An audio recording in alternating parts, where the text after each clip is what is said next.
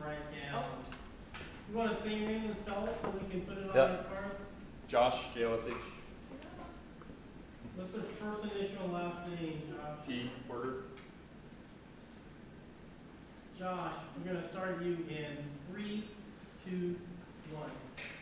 You know, I think there's a lot of deeply entrenched myths in our society around a plant-based diet, like you need meat to be a man, or that you can't get all your nutrients from plants. Well, I'm here today to tell you that's wrong. There's been a lot of corporate interests in the media that have peddled that have kind of said a lot of myths about plant-based diets. So I'm going to deconstruct those and tell you why you should eat more plants.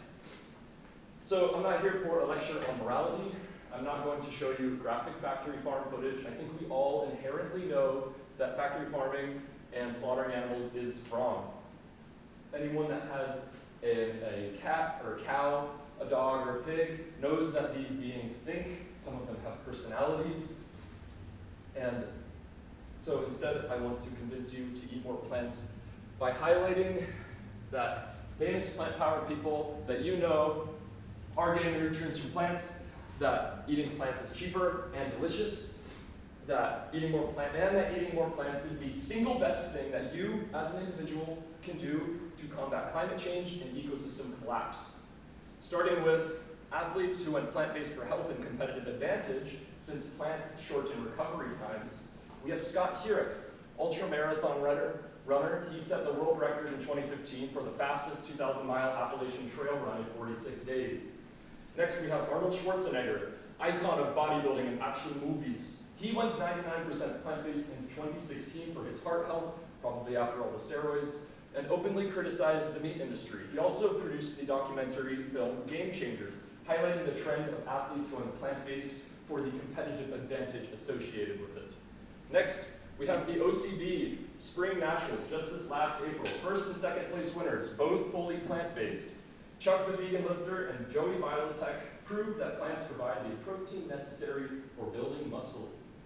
Next, we have tennis player Venus Williams. She went raw vegan to combat an autoimmune disease, and her sister Serena joined her for the performance benefits associated with it. Now, historically, controversially maybe, Jesus and his inner circle were plant-based according to some scholars. 2nd century historian Hegesippus, which is outlined in Eusebius's text from the 300 CE, quoted Jesus' brother James, who drank no wine, nor did he eat the flesh of any living creature. Additionally, the act that got Jesus crucified was the cleansing of the temple.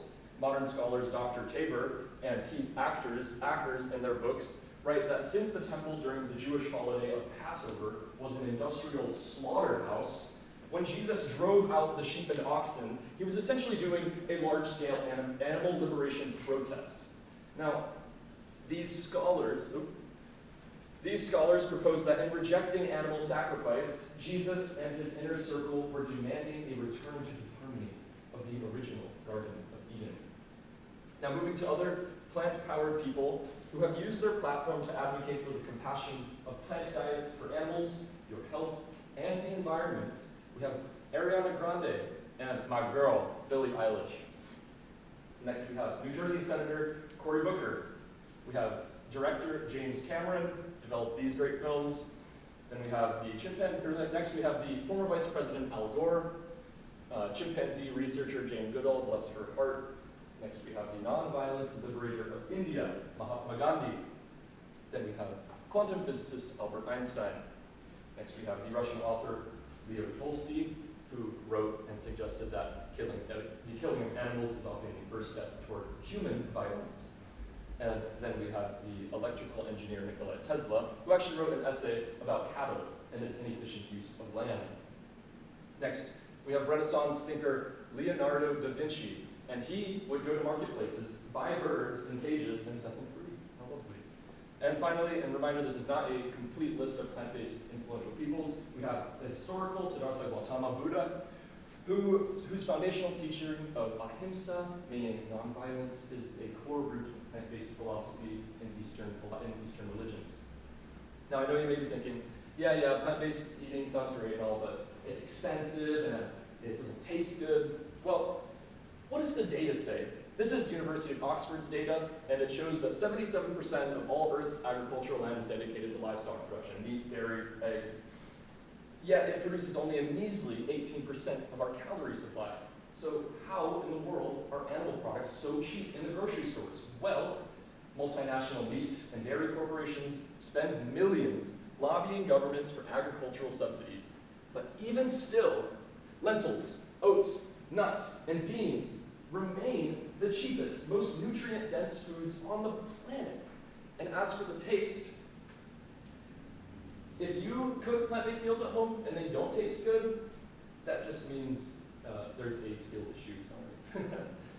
Luckily, we live in a region with one of the biggest amount of plant-based restaurants in the world per capita. Now, in the modern era, yummy plant recipes are simply a search away, so I've given you 4 plant recipes that can fuel you, a poor student athlete, through your day. We have oatmeal with peanut butter, fruit, and nuts. Then we have a plant burger with quinoa, beans, veggies, hummus, and tempeh. Then we have a plant smoothie with plant protein powder, and you eat protein drinks when you're not plant-based as well. And then we have quinoa and chickpeas with tahini and vegetables. And this is going to net you over 3,000 calories, 173 grams of protein, all for $7.50 a day. That's clean, anti-inflammatory fuel for your day. Now, in honor of Sir David Attenborough and conservationist David Attenborough, the video is not going to load, so I'm going to say it. He is going to introduce my last point. The planet can't support billions of large meat eaters. There just isn't the space. If we all had a largely plant-based diet, we would need only half the space we use now for agriculture. That space could be used for returning wilderness. Thank you, David. Now, in my next point, also not going to load, this is satellite imagery showing the deforestation of a rainforest in Bolivia. And this is Google Earth imagery. And what is the primary driver of all this deforestation? This is very dramatic. I really wish it would show. Cattle grazing and soy monocrops. This is a trend worldwide, and for centuries. This is not just Bolivia. And the soy monocrops are not used to feed humans. They're fed to livestock that we then eat. And to those who ask about indigenous cultures, the vast majority of which relied heavily on plants, even here in the Pacific Northwest, the aggressive expansion of cattle ranches has been the primary driver of the displacement of native peoples and ecosystems worldwide for centuries. Animal agriculture is inherently colonial. It replaces biodiverse lands with pasture, monocrops, and industrial slaughterhouses that slaughter 230 million land animals every day globally. We are trading our planet's wilderness for an inefficient, polluting, and cruel food system. I'll say it again. Eating more plants is the single biggest positive impact that you, as an individual, can have on this planet in your entire lifetime. Future generations will look back at our overconsumption of animals with bewilderment. And over the last few years, advancements in artificial intelligence forces us to ask the question, what does it even mean to be human anymore?